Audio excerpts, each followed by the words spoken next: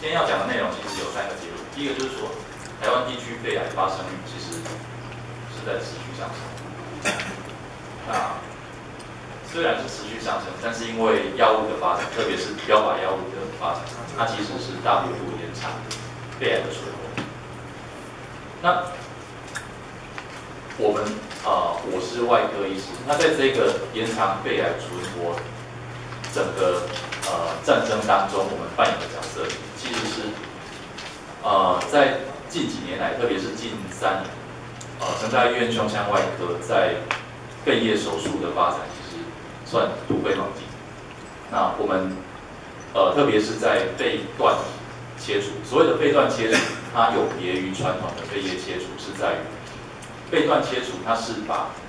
一个肺叶里面又分成更小的次单元。那根据次单元所在位置的不同，或者是说肿瘤所在次单元位置的不同，而去实行手术。那这样子的做法，其实是一方面它可以保留更多的肺功能。那肺功能我们晓得，在我们平常日常生活来讲，呼吸之间，大家可能不觉得有任何的感受，但是一旦肺部出现状况，影响到呼吸，它其实对生活品质会有相当大的影响。那我们希望是借由这个胸腔镜肺段切除这样子，可以精准切除肿瘤病灶的方式，在这些已经接受标靶药物治疗的患者，我们能够把反应不佳的病灶把它处理掉。那各位晓得，标靶药物它其实对这个有表秘密、生长因子突变的肺癌患者来讲，它其实有相当不错的治疗效果。那我们再加上胸腔镜手术，去把这个反应不佳的病灶，或者是潜在性有抗药性的这个病灶处理掉，它其实可以让整体患者的存活更延长的更好。那同时也因为我们整体手术上是使用内视镜微创，所以对病人的生活品质，它也不会有太大的影响。这是结论。所以我们就先看两个个案。对不起，因为时间有点赶，所以后一天是英文。那大家都听我讲故事。第一位，她是一个65岁的女性，65岁的女性。她之前因为乳癌的关系，她接受过相当不错的治疗。那乳癌这部分目前控制的算相当不错。那重点是她在2014年的5月15日，那时候一个胸部例行性的检查，发现到肺部出现新的病灶。那很不幸的，这个病灶在后来切片之后证实是肺腺癌。各位可以看到这个图片上面这种白白的地方，其实就是它肺腺癌的病灶。那当时我们切片是用胸腔镜去处理，但是因为这个病灶的位置已经不止一个地方，所以在诊断的当下，它其实是已经没办法手术。那虽然没办法手术，但是因为这一位患者他的肺腺癌是属于有表皮生长因子突变，所以之后我们的治疗是可以标靶药物。那它的分级，各位可以注意一下，它的分级在诊断的当下是第4期。我们从2014年的5月那时候发现，2014年的7月开始给予治疗。那在治疗过后，一直整个状况都维持相当的好，甚至他这些肺脏一开始发现的病灶也都消失了，几乎都快不见。那最近的故事是这样，他在今年的10月发现到原来那个病灶的位置有一个地方又有新的变化。那其他的检查做出来通通没有，就只有那个地方有问题。那在这个情况下，我们后来肺癌团队讨论的共识就是决定，既然它其他地方维持的很不错，代表这个标靶药物整体来讲效果维持得不错，但是它背部出现的那个病灶，可能就是反应不良，或者是潜在性会出现抗药性的病灶。所以最后我们的方式就是用胸腔镜将它肺脏新出现的这个病灶帮它处理掉。那各位可以看到，它从2014年7月算起接受标靶药物，那甚至到最近又接受一次胸腔镜的手术，一直到目前，整体来讲它的存活已经是超过2年，已经超过2年。那目前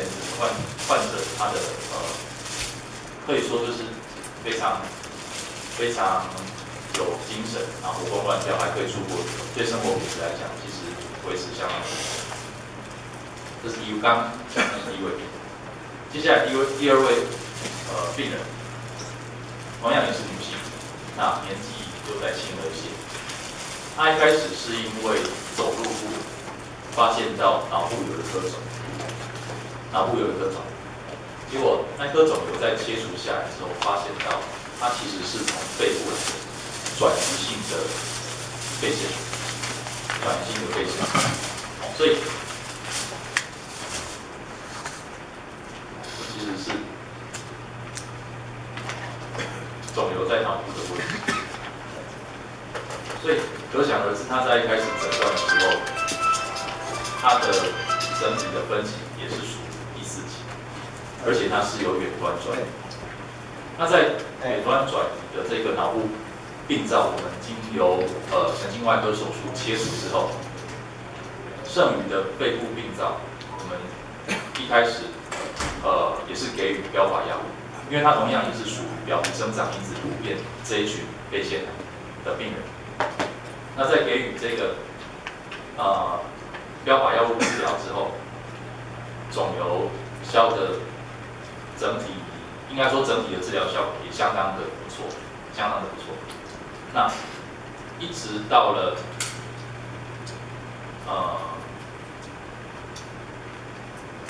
2014年的11月20，我们可以再看一下，他从开始接受标靶药物是在2013年的7月开始接受标靶药物。那在2014年的11月20号，例行性电脑断层的检查发现到，那颗肿瘤好像又在开始长大。那同时间我们也帮他做了其他的检查，发现到全身上下大概就是只有肺部那一颗肿瘤也继续在长大，其他地方也是维持得相当不错。那同样经由肺癌团队的开会讨论之后，我们决定将这个有在长大的这颗肿瘤所在的肺叶进行切除。那因为它的这个肿瘤比较大一点，所以我们最后是采取肺叶切除，也就是将它的左下肺叶利用胸腔镜做左下肺叶的胸腔镜的左下肺叶切除。那目前今年是2016年的12月，目前整体来讲，它的状况也是维持的相当稳定。当然，标靶药物还是继续有在服用。所以我们可以回过头来看一下，它从开始诊断到服用标靶药物，2013年的7月24号算到现在，2016年的12月底，其实已经3年多了。对一个第4期有脑部转移的肺腺癌的病人，这其实是大大改变我们以往肺癌治疗的整个概念。那这是我们今天要在前面跟各位分享的两个个案。那事实上是这样，我们都晓得肺癌它整体的发生率，不管在哪里，它一直都在处于上升的状况。那甚至它在各种癌症的排名也越来越前面。那肺癌其实分类上，大家多少会听到一些比较耳熟能详的名字，特别像是肺腺癌。那以亚洲人来讲，肺腺癌里头大概有60%到70%是属有表皮生长因子突变这一种的肺腺癌。那这个比例跟欧美比较起来，其实是相当的有相当显著的不同。那这个就是之前为什么艾瑞莎在美国那边上市，但是后来卖的不怎么好，那后来再从亚洲这边再重新上市之后，取得了相当大的商业上的成功，主要是因为病人族群跟这个基因突变比例上有很大的差异，所以在亚洲，在整个亚洲族群来讲，肺腺癌里头，有表皮生长因子突变的这个比例其实占了蛮大的部分，所以我们在门诊时常就会遇到，具有表皮生长因子突变的这群病人，他在使用标靶药物之后，他其实反应率一般来讲大概有60%到70%，相当不错的这个治疗效果。那接下来我们要稍微提一下关于肺癌的治疗。肺癌的治疗传统的概念就是可以开刀跟不能开刀，早期可以开刀，晚期就不能开刀。那早期大概就是第1期、第2期，晚期的话大概就是第3期、第4期。那这是传统的2分法。那事实上是这样，开刀这件事情对于早期的病人来讲，当然就是疾病的治愈。那对晚期的病人，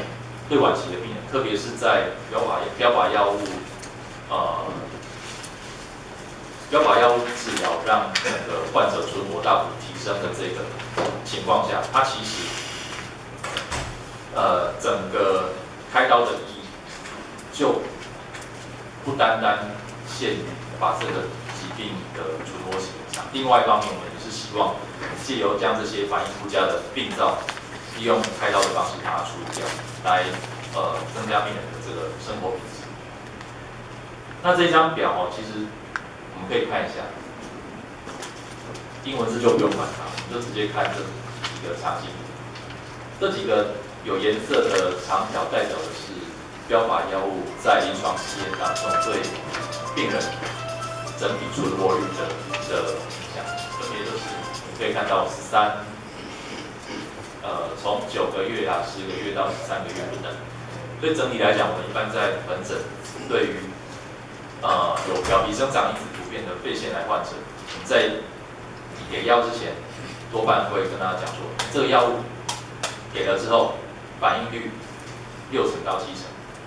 那平均上来讲，大概会有10个月左右的这个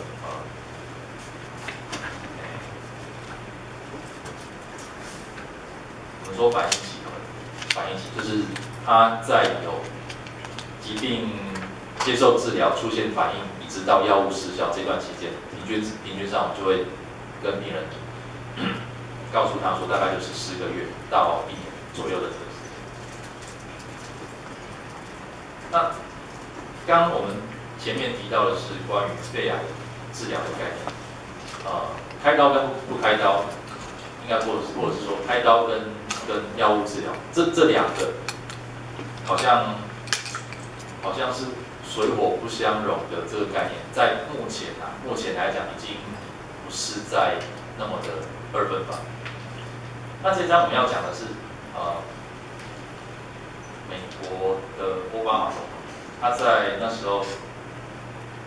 原本要推动美国健保的时候，他有提到一件事情，就是接下来或者是未来的整个医疗的趋势，会是所谓的精准治疗，或者我们把它称为精确医学。所谓精确医学，就是根据每个患者身上状况不同，而给予不同的这个治疗。那以标靶药物来讲，这个就是一个很好的例子，因为每个病人，他即便同样都是属于有表皮生长因子突变的肺腺癌，他可能有不同的基因型，有不同的突变。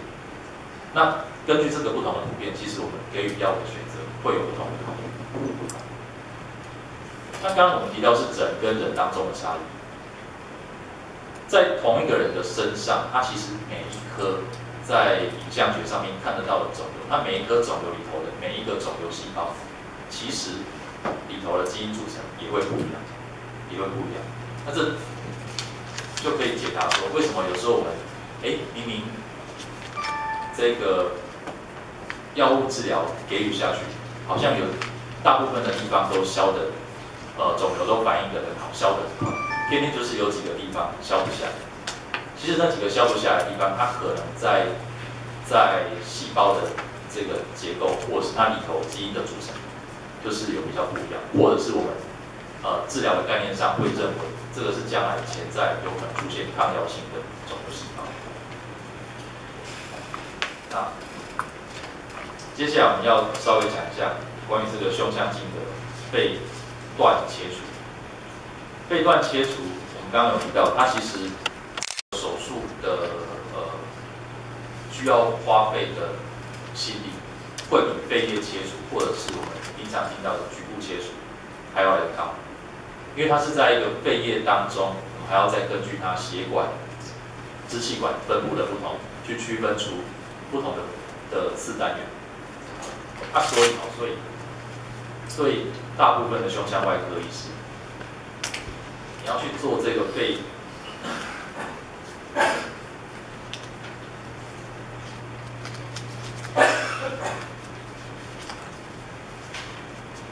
简单来讲，就是不是每一个胸腔外科医师都会很乐意做肺段切除，或是肺结切除，因为他要花的时间跟整个手术的复杂度，会比平常常见的这个局部切除或是肺叶切除还要来得高。特别是当我们用胸腔镜用微创的方式去做，那个技术上的瓶颈其实是还要再更高一点。那手术这部分呢，我们在2007开始发展胸腔镜手术，到目前我们已经完成了将近320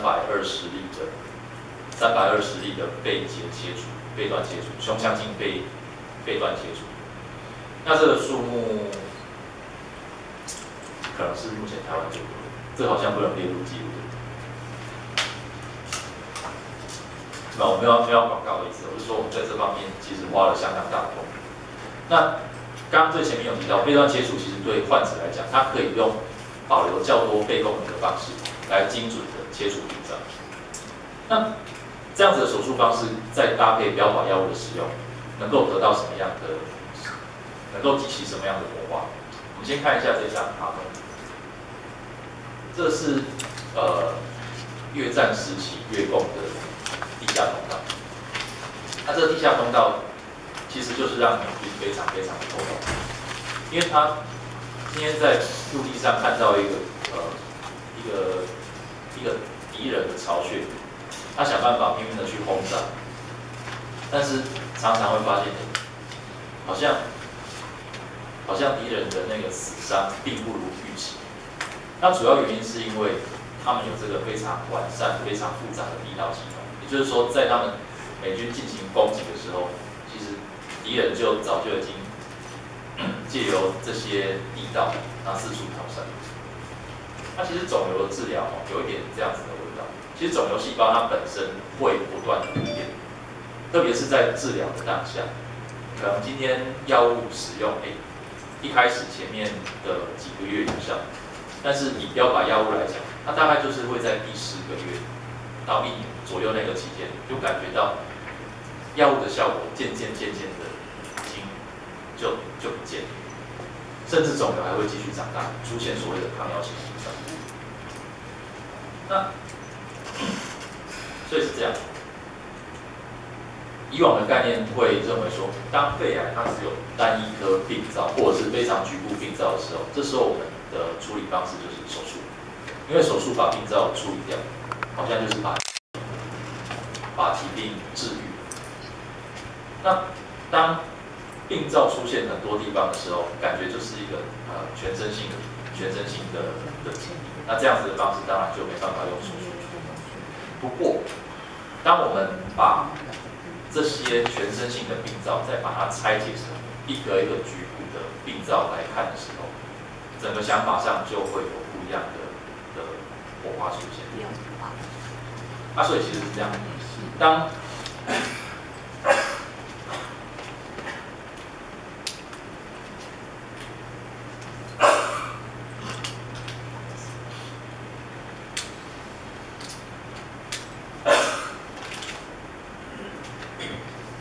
当患者接受，在一开始发现是属于全身性的疾病，那接受了标靶药物治疗，反应也不错的这个情况下，对于剩下来的这个局部反应不良的病灶，其实我们是可以利用手术，特别是微创比较非侵入性的手术的方式，去帮助患者把这些对药物反应不良的病灶把它处理掉。那是不是每个患者都有这样的机会？坦白讲是不一定，必须要符合几个前提。第一个就是对药物的治疗，特别是标靶药物的治疗，反应必须要够好，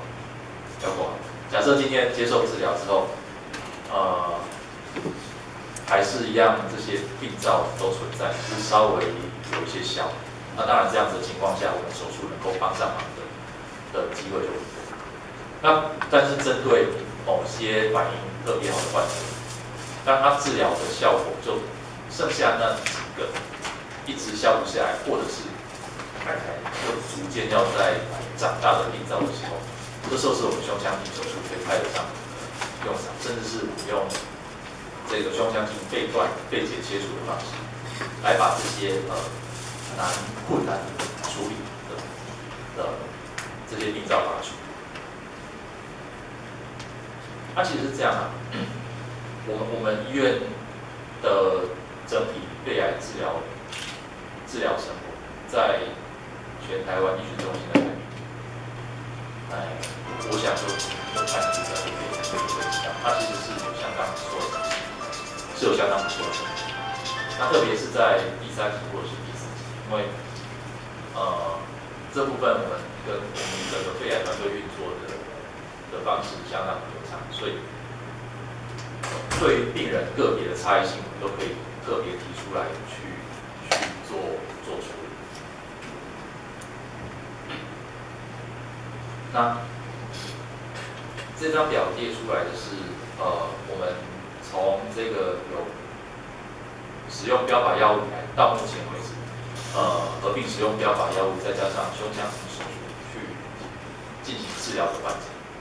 那其实整体来看，那个有打叉代表就是后来疾病又在复发。其实各位可以发现，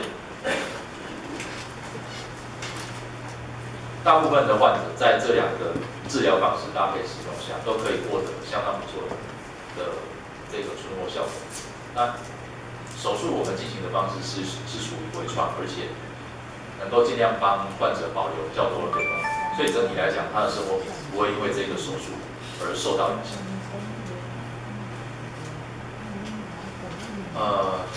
所以在这边，我们处在一个算是新的时代，是标靶药物跟胸腔镜治疗蓬勃发展的时代。所以肺癌晚期，特别像是第4期的肺癌，观念上、思维上，它不再等于是末期的肺癌。所谓末期，在我们的想法上，其实是药石亡相，完全没有机会。那现在整体治疗方式的进步跟改变，可以看到前面提到的2位第4期的患者，在接受了标靶药物以及手术帮他处理掉这些标靶药物处理出来的病灶之后，到目前为止整体的存活都可以看到有相当不错的表现。所以，其实我们再强调一下，肺癌的发生率在台湾地区目前还是在上升。那因为标靶药物的发展，所以第4期的肺癌或者是比较晚期的肺癌，不再等于是末期的肺癌。那在这样子整体存活时间拉长的情况下，其实胸腔镜手术除了在早期肺癌它具有治愈的这个角色之外，对于这些比较晚期的患者，我们其实概念上可以利用胸腔镜用微创的方式，帮病人尽量保留肺功能的方式，来处理掉这些标靶药物处理出来的病灶。那这样除了提供患者更加的存活机会，也不至于去影响到他的生活品质。